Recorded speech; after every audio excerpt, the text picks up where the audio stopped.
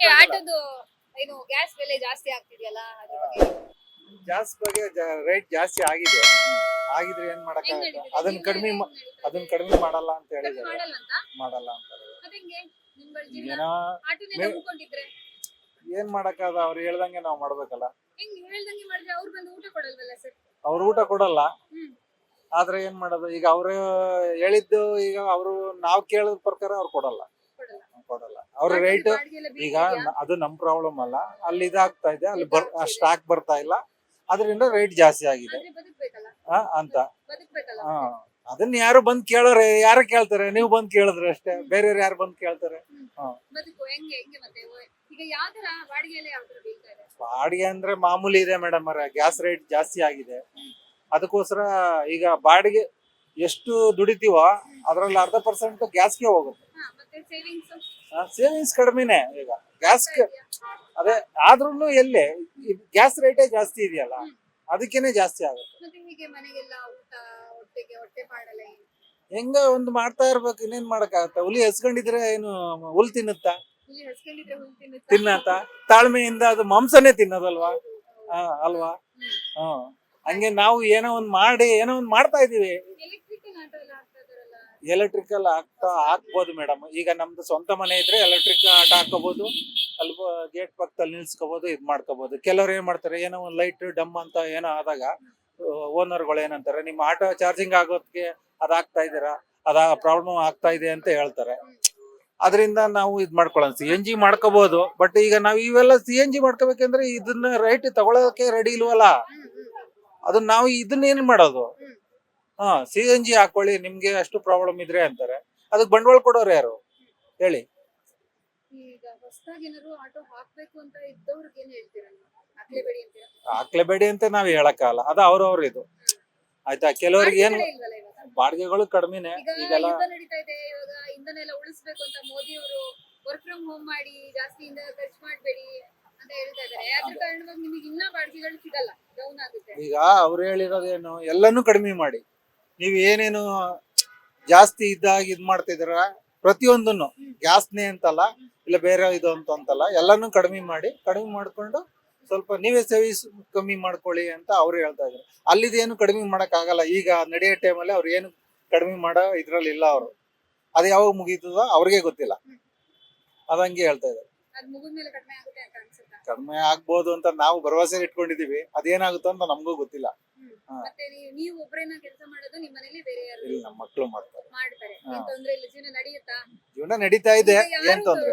ಅಂದ್ರೆ ಮಕ್ಕಳೇ ದುಡಿದೇ ಇದ್ರೆ, ಅಂದ್ರೆ ಸಣ್ಣ ಮಕ್ಳಿದ್ರೆ ಆಟೋ ನೀವು ಓಡಿಸ್ತಾ ಇದ್ರೆ, ಆ ಪರಿಸ್ಥಿತಿ ಇದ್ದವಾಗ ಹೆಂಗೆ ಬ್ಯಾಲೆನ್ಸ್ ಅವ್ರಿಗೆ ತುಂಬಾನೇ ಕಷ್ಟ ಇದೆ. ನಂಬ್ಕೊಂಡಿದ್ರೆ ಆಟೋನೇ ಈಗ ಒಂದೇ ಬರೀ ಆಟೋನ ಇಟ್ಕೊಂಡು ಜೀವನ ಮಾಡೋದು ಕಷ್ಟ ಇದೆ. ಯಾಕೆ ಮನೇಲಿ ಒಬ್ಬರೇ ದುಡಿಯೋದಾದ್ರೆ ತುಂಬಾ ಕಷ್ಟ ಇದೆ. ಇಬ್ರು ದುಡಿದ್ರೆ ಏನೋ ಒಂದ್ ಸ್ವಲ್ಪ ಇದ್ರಲ್ಲಿ ಸ್ವಲ್ಪ ಕಡಿಮೆ ಆದ್ರೂ ಹೆಂಗೋ ಮೇಂಟೈನ್ ಮಾಡ್ಕೊಂಡು ಹೋಗ್ಬೋದು. ಒಬ್ರೇ ದುಡಿದ್ರೆ ಆಗೋದೇ ಇಲ್ಲ ಬಿಡಿ. ಆಗೋದೇ. ಅದನ್ನ ನಾನು ಭರವಸೆಯಾಗಿ ಹೇಳ್ತೀನಿ. ಯಾಕೆಂದ್ರೆ ಈಗ ಈಗ ಒಂದ್ ಸಿಂಗಲ್ ಬೆಡ್ರೂಮ್ 10,000 ರೂಪಾಯಿ ಇದೆ. ಈಗ ಕರೆಂಟ್ ಬಿಲ್, ನೀರ್ ಬಿಲ್ ನೋಡಿ, ಕರೆಂಟ್ ಬಿಲ್, ನೀರ್ ಬಿಲ್ ಎಲ್ಲ ಜಾಸ್ತಿ ಆಗ್ಬಿಟ್ಟಿದೆ. ಒಂದ್ ಸಿಂಗಲ್ ಬೆಡ್ರೂಮ್ನೇ 10,000 ರೂಪಾಯಿ ಇದೆ. 12,000 ರೂಪಾಯಿ ಹೋಯ್ತು. ಬಟ್ ನಾವೇನು ಒಂದ್ 20,000 ರೂಪಾಯಿ ದುಡಿದ್ರು ಮನೆ ಮೇಂಟೈನ್ ಮಾಡಕ್ಕಾದ್ರು ಬೇಡವಾ? ಒಬ್ರು ದುಡಿದ್ರೆ ಆಗೋದೇ ಇಲ್ಲ. ಅದು ಯಾವ ತರ ಮೇಂಟೈನ್ ಮಾಡ್ತಾರೆ ಅಂತ ನಾವು 27 ವರ್ಷ ಸರ್ವಿಸ್ ಆಟೋದಲ್ಲಿ, ಬಟ್ ಅವ್ರು ಯಾವ ತರ ಮೇಂಟೈನ್ ಮಾಡ್ತಾರೆ ಅಂತ ನಮ್ಗೆ ಗೊತ್ತಿಲ್ಲ. ಅದು ಈಗ ಓಲಾ ಊಬರ್ ಎಲ್ಲ ಇದೆಯಲ್ಲ, ಅದು ಕನೆಕ್ಟ್ ಮಾಡ್ಕೊಂಡಿದ್ದೀರಾ ನೀವು? ನಾವು ಕನೆಕ್ಟ್ ಮಾಡ್ಕೊಂಡಿದೀವಿ ಮೇಡಮ್.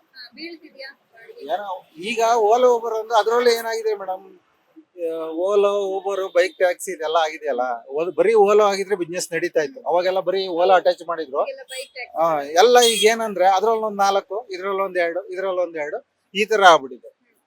ಅದಕ್ಕೆ ಯಾವ್ದು ಬಿಸ್ನೆಸ್ ಯಾವ್ದು ಕರೆಕ್ಟ್ ಆಗಿ ಇದಾಗ್ತಾ ಇಲ್ಲ. ಈಗ ಬೆಳಗ್ಗೆಯಿಂದ ಬರೀ 2 ಡ್ಯೂಟಿ ಬಿದ್ದಿದ್ದಾವೆ. ಮತ್ತೆ ಹೇಗೆ ಸರ್? ಓಲೋ ಬರೀ ಒಂದು ಓಲೋ ಅಂತ ಇದ್ದಾಗ ಅವಾಗ ಪಟ ಪಟ ಪಟನ್ ಬೀಳ್ತಾ ಇರೋ, ಒಂದ್ ಬಾಡಿಗೆ ಹೊಡಿತಿದ್ದಂಗೆ ನೆಕ್ಸ್ಟ್ ಇನ್ನೊಂದ್ ಬಾಡಿಗೆ ಬೀಳ್ತಾ ಇರೋ.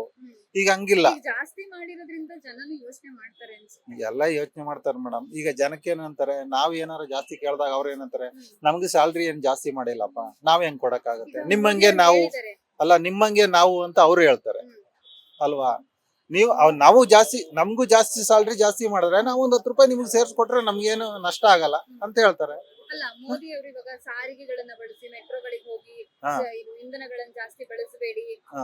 BMTC ಬಸ್ಗಳಿಗೆ ಹೋಗಿ ನೀವು ಹಾ. ಬೈಕ್ಗಳನ್ನ ಜಾಸ್ತಿ ಬಳಸಬೇಡಿ, ಕಾರ್ಗಳನ್ನ ಬಳಸಬೇಡಿ, ಅದೇ ಕಾರ್ಗಳು ಬಳಸಿದ್ರು ಕೂಲಿಂಗ್ ಬಳಸಿ ಆತರ ಹೇಳ್ತಾ ಇದಾರೆ. ಅದೆಲ್ಲ ತಪ್ಪು ಅಂತ ಹೇಳಕ್ಕಲ್ಲ, ಅದೆಲ್ಲ ಕರೆಕ್ಟ್. ಕರೆಕ್ಟ್. ಇವಾಗ ಬಸ್ಗಳಿಗೆ ಹೋಗ್ತಾ ಇದ್ರೆ ನೀವು ಆಟೋಗಳನ್ನ ತಗೊಂಡು ಮನೇಲಿ ಇಟ್ಕೊಂತೀರಾ? ಹಂಗ ಅದು ಬಸ್ಗಳಿಗೆ ಹೋಗಿ ಅಂದ್ರೆ ಎಲ್ಲಾರು ಬಸ್ಗಳಿಗೆ ಹೋಗಕ್ ಆಗಲ್ಲ ಮೇಡಮ್ ಅವ್ರೆ. ಅದೇ ನಂತೀನಿ. ಎಲ್ಲಾರು ಬಸ್ಗಳಿಗೆ ಹೋಗಕ್ಕಲ್ಲ, ಕೆಲವ್ರಿಗೆ ಮಂಡಿ ನೋವು ಇರುತ್ತೆ, ಹತ್ತಕ್ಕಾಗಲ್ಲ, ಕೆಲವರಿಗೆ ಮನೆ ಪಕ್ಕಕ್ಕೆ ಹೋಗ್ಬೇಕು. ಬಸ್ ಸ್ಟಾಪ್ ಅಲ್ಲಿ ನಿಲ್ಸ್ಬಿಟ್ರೆ ಒಳಗಡೆ ಈಗ ಅನಿವಾರ್ಯ ಆಟೋ ಹತ್ತೋದೇ ಏನ್ ಕೇಳಿ ಮನೆ ಬಾಗ್ಲಿ ಬಿಡ್ತಾರೆ ಅಂತ. ಬಸ್ ಸ್ಟಾಪ್ ಅಲ್ಲಿ ಹೇಳಿದಾದ್ರೆ ಬಸ್ಸಲ್ಲೇ ಹೋಯ್ತಾರೆ, ಆತರ ಇರುತ್ತೆ. ಅದಕ್ಕಾದ್ರೂ ನೀವು ಗ್ಯಾಸ್ ಬೇಕಲ್ಲ ನಿಮ್ಗೆ? ಬೇಕು. ಹಿಂಗೆ ಇರಲ್ಲ ಮೇಡಮ್ ಅವ್ರೆ. ಅದು ಈ ಕರೋನಾ ಬಂತು, ಅವಾಗ ಎಷ್ಟೆಲ್ಲ ಪ್ರಾಬ್ಲಮ್ ಆಯ್ತು, ಎಷ್ಟೋ ಜನ ಕರೋನಾದ ರೀತಿನೇ ಪ್ರಾಬ್ಲಮ್ ಆಗುತ್ತೆ ಅಂತ ಹೇಳ್ತಾ ಇದಾರೆ ಈ ಸಲ.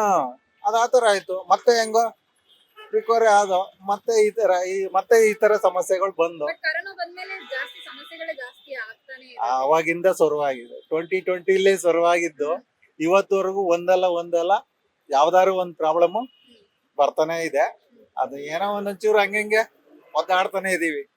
ಅದು ಸರಿ ಏನೋ ನಾವ್ ಇದ್ರ ಮೇಲೆ ಈಗ ಏನ್ ಗೊತ್ತಾ, ನಾವು ಇದೇ 27 ವರ್ಷದಿಂದ ಆಟೋ ಓಡಿಸ್ತಾ ಇದೀವಿ. ಬಟ್ ಈಗ ನಾವು ಬೇರೆ ಕೆಲಸ ಹೋಗಿ ಮಾಡೋದು ಸ್ವಲ್ಪ ಕಷ್ಟ ಇದೆ. ಅದನ್ನು ನಾವು ಇದ್ ಮಾಡ್ತಾ ಇದೀವಿ ಅಷ್ಟೇ. ಈಗ ನಮ್ಗೆ ಈಗ ಕೆಲ ಕಡೆ ಹೋದ್ರೆ ಏನ್ ಕೆಲಸ ಮಾಡ್ತೀರಾ ನೀವು ಇಷ್ಟ ದಿನ, ಹಂಗೆ ಅಂತೆಲ್ಲ ಕೇಳ್ತಾರೆ. ಆತರ ಆದ್ರೆ ಬರೀ ಈಗ ಏನ್ ಗೊತ್ತು, ಬೇರೆ ಬೇರೆ ಕೆಲಸ ಏನಾರ ಇದ್ರೆ ಪರವಾಗಿಲ್ಲ ಮೇಡಮ್ ಅವ್ರೆ. ಆಟೋನೇ ನೆಚ್ಕೊಂಡು ಕಷ್ಟ ಆಗುತ್ತೆ, ಅದು ಸಿಕ್ಕಾಪಟ್ಟೆ ಕಷ್ಟನೇ. ಒಬ್ಬೊಬ್ರು ದುಡ್ದಿ ಈಗ ಫ್ಯಾಮಿಲಿ ಫುಲ್ ಕುತ್ಕೊಂಡು ಊಟ ಮಾಡೋದು, ಬಾಡಿಗೆ ಕಟ್ಟೋ ಕಷ್ಟನೇ ಅದು, ನಮ್ಮ ಅನಿಸಿಕೆ ಪ್ರಕಾರ. ಲೇಟೆಸ್ಟ್ ಹಾಗೂ ಇಂಟ್ರೆಸ್ಟಿಂಗ್ ಸುದ್ದಿಗಳಿಗಾಗಿ ಬಾಸ್ ಟಿವಿ ಕನ್ನಡ ಚಾನೆಲ್ನ ಸಬ್ಸ್ಕ್ರೈಬ್ ಮಾಡಿ. ಹಾಗೆಯೇ ಬೆಲ್ ಐಕಾನ್ ಪ್ರೆಸ್ ಮಾಡಿ. ಇದರ ಜೊತೆಗೆ ಫೇಸ್ಬುಕ್, ಇನ್ಸ್ಟಾಗ್ರಾಮ್, ಎಕ್ಸ್ ನಲ್ಲೂ ಮಿಸ್ ಮಾಡದೆ ಫಾಲೋ ಮಾಡಿ.